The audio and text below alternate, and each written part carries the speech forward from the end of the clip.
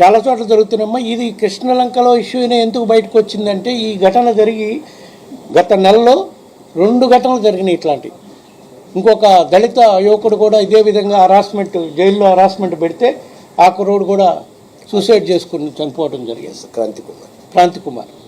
ఈ అబ్బాయి అయితే సాయి కృష్ణ అయితే ఏదో కేసులు ఉన్నాయంటే రౌడీ షీటర్గా ఏదో ఉన్నాడు, fine, what ever it is. అవి నేరస్తులు అయితే శిక్షించాల్సిందే కాదంటే, కానీ చంపేసి బాడీ కూడా కాల్చేసే పరిస్థితి రాష్ట్రంలో ఈరోజు పాలన జరుగుతుందంటే ఏ విధంగా పైశాచికంగా ఉంది ఆంధ్రప్రదేశ్ ప్రభుత్వం అనేది ఒకసారి ప్రజలందరూ కూడా గమనించుకోవాలి. సీఏ సస్పెండ్ చేస్తే సరిపోయిందా? ప్రాణాలు తిరిగి వస్తాయా? 2 ప్రాణాలు తిరిగి వస్తాయా?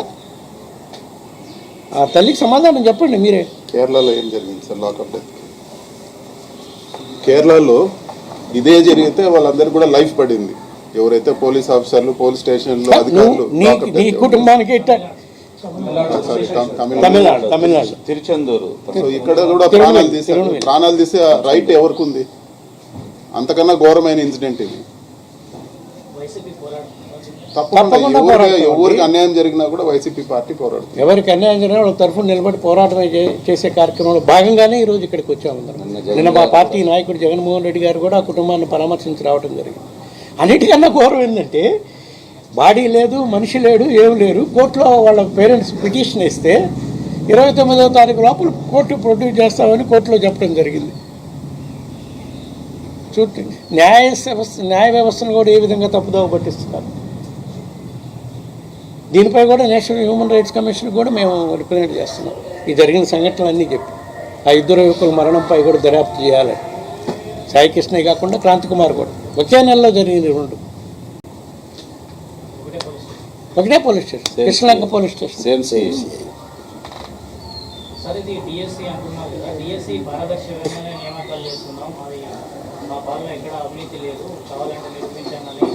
చూపిస్తున్నాం కదా, ప్రూఫ్ చూపిస్తున్నాం కదా. ఎవరు గోల్డ్ మెడల్ వచ్చిన స్టూడెంట్కి, అర్హులైన విద్యార్థికి రాలేదు సీటు. నువ్వు ఇంకేం పారదర్శకత కండక్ట్ చేసావు?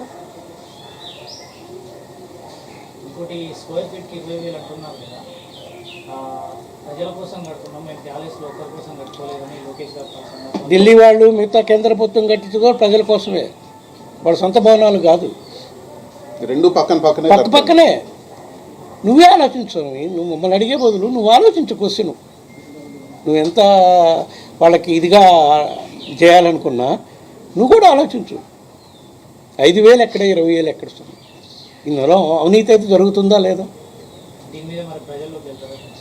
అరే ప్రజల్లోకి పోకముందు న్యాయ వ్యవస్థల్ని, కేంద్ర ప్రభుత్వాన్ని అడగాలి కదా. పోరాటం చేయకుండా ఎందుకుంటాం? విధుల్లోకి వెళ్తాం, ప్రజల తరఫున నిలబడి పోరాటం చేస్తాం. ఈ డబ్బంతా ఎవరికి? ప్రజలది. ఎక్కడికి పోతుంది? వాళ్ళ జేబుల్లోకి పోతుంది. దీన్ని కాపాడాల్సిన బాధ్యత మాపై ఉంది, మీపై కూడా ఉంది. అవినీతి ఎక్కడ జరిగినా బయటపెట్టాల్సిన అవసరం మీపై కూడా ఉంది. దాని తరఫున పోరాటం బాధ్యత మాపై ఉంది. తప్పకుండా వీటన్నిటిపై పోరాటం చేస్తాం.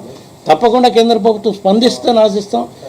కేంద్ర ప్రభుత్వం స్పందించినప్పుడు మళ్ళా ఈ అంశాలపై న్యాయ పోరాటం చేయాలా, ప్రజల్లోకి వెళ్ళి పోరాటం చేయాలా అనేది మా ప్రభుత్వం, మా పార్టీ అధ్యక్షుడు జగన్మోహన్ రెడ్డి గారు చర్చించి ఒక నిర్ణయం తీసుకున్నారు. కాకపోతే కొన్నాళ్ళు మనం వాళ్ళకి కేంద్ర ప్రభుత్వాన్ని అడుగుతున్నాం కాబట్టి will wait and see for some time, then